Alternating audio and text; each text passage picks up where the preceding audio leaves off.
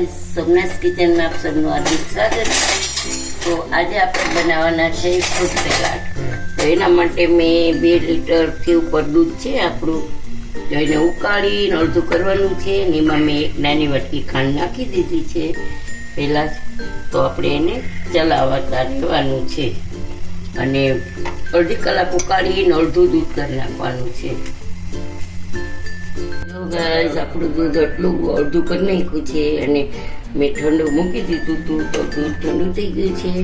તો આપણે બપોરે બનાવવાનો છે ફ્રૂટ સલાડ। તો વહેલી સવારમાં હું બધું ફ્રૂટ નાખી દઉં છું।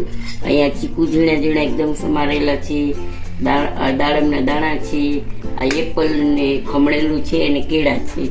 તો આ બધું નાખી દઈશું આપણે।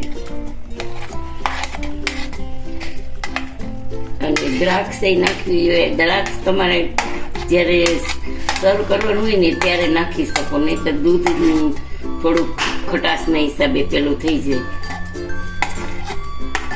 એટલે દ્રાક્ષ તો અમે નાખતા જ નથી આમાં।